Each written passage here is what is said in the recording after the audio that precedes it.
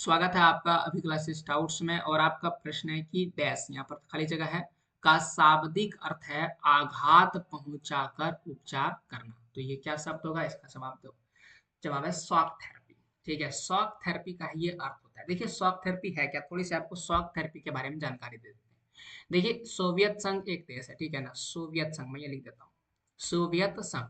तो सोवियत संघ में कैसी अर्थव्यवस्था थी, यहाँ थी साम्यवादी अर्थव्यवस्था। लेकिन जनता साम्यवादी अर्थव्यवस्था से परेशान था और इसीलिए जनता चाहती थी कि हमारे देश में पूंजीवादी अर्थव्यवस्था अपनाए।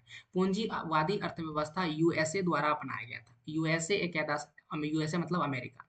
तो यूएसए बड़ी तरक्की कर रहा था, तो सोवियत संघ के सभी जितने भी जनता थे उनको लगा कि हमें भी पूंजीवादी अर्थव्यवस्था अपनानी चाहिए, क्योंकि पूंजीवादी अर्थव्यवस्था में तरक्की होता है। तो फिर जाकर के पूंजीवादी अर्थव्यवस्था को लाया गया, और ये एकाएक लाया गया पूरी तरह से। जो है, राज्य जितना, राज्य का मतलब सरकार के हाथ में जितने भी नियंत्रण वाली चीज थे, जिस जिस पे सरकार कंट्रोल करती थी, उसको बेच करके निजी हाथों में दे दिया। निजी हाथों का मतलब है कि सरकारी चीजों को प्राइवेट कर देना, ठीक है ना। खेत खलिहान, फैक्ट्रियां, जितनी भी चीजें हैं, जैसे कि हमारे देश में ट्रेन कौन चला रहा है, ट्रेन चला रहा है सरकार। ओके ना, और अब सरकार चाहती है कि इसे प्राइवेट कर दें, निजी कर दें, ठीक है, निजी, इसे निजी कहते हैं, निजीकरण।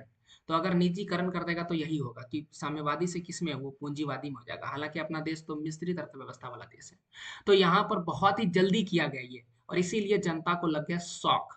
ठीक है, पूरे भारत को, क्या भारत बोल देते हैं, पूरे सोवियत संघ को लग गया शौक, पूरी तरह से अर्थव्यवस्था चरमरा गया, क्योंकि 90% उद्योग को जो है औने पौने दाम में बेच दिया गया। इसीलिए इसे इतिहास की सबसे बड़ी गराज सेल के नाम से भी जानते हैं।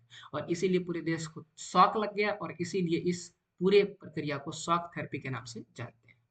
तो उम्मीद है आपको बेहतर समझ में आया होगा। ऐसे और प्रश्नों के जवाब के लिए चैनल को जरूर सब्सक्राइब कीजिए।